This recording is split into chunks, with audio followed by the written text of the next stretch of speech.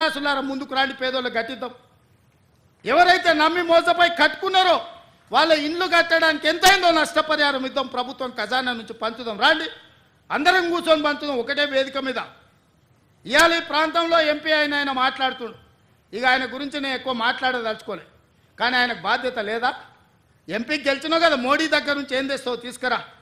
గుజరాత్లో అహ్మదాబాద్లో Sabarmati river front Narendra Modi కట్టుకోవచ్చు అంట, కానీ నరేంద్ర మోడీకి ఊడిగం చేస్తాడంటే కానీ మూసీ రివర్ ఫ్రంట్ మాత్రం తెలంగాణలో కట్టొద్దంట. ఏం న్యాయమా ఇది? ఇక్కడ ఉన్న ప్రజలే కాదు, నువ్వు కూడా బతకనీకి వచ్చినోనివే. నువ్వు బతకనీకి వచ్చినావు, ఓట్లు వేయించుకున్నావు, ఎంపీ అయినావు. కానీ వాళ్ళు మాత్రం మూసీలు అదే మురికి కూపంలో ఉండాలనా? వాళ్ళందరినీ చక్కదిద్దాల్సిన బాధ్యత నీకు లేదా? రా, ఈటల రాజేందర్ ఇద్దరం కలిసి మోడీ దగ్గరికి పోదాం. పోయి 25,000 కోట్లు తీసుకొద్దా, మూసీలు ఉన్న పేదోళ్ళకి పంచి పెడదాం, ఇండ్లు కట్టిద్దాం, డబుల్ బెడ్రూమ్ ఇల్లు కాదు మంచి కాలనీలు కట్టిద్దాం. వాళ్ళకు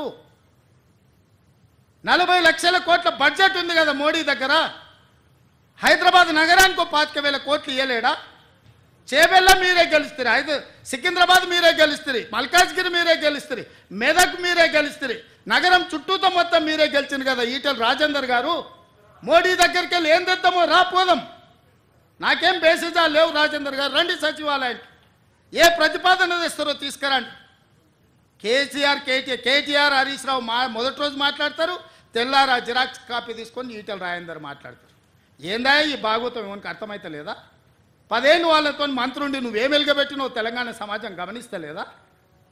గౌరవం పెట్టుకోండి రాజేందర్ గారు. మీరు మిమ్మల్ని గౌరవించాలనే మేము అనుకుంటున్నాం, కానీ మీరు ఆ గౌరవం నిలబెట్టుకునే పరిస్థితి లేదు. మీరు పార్టీ మారినరు, వేరే పార్టీ ఎంపీ అయినరు, కానీ పాత వాసన మాత్రం మీకు పోతలేదు. ఆ గత్తర వాసన అట్లనే మీతో కొడుతుంది, గత్తు వాసన.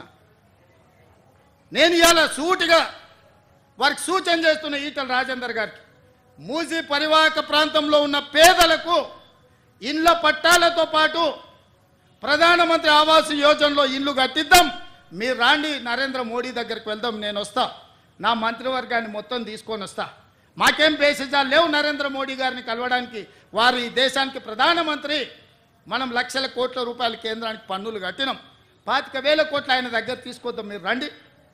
అదేవిధంగా హరీష్ కేటీఆర్ కూడా నేను చెప్తున్నా, మీరు ప్రతిపక్షం అంటారు కదా, రండి సచివాలయం 4 రోజులు కానీ లేవకుండా కూర్చుందాం, చర్చ చేద్దాం.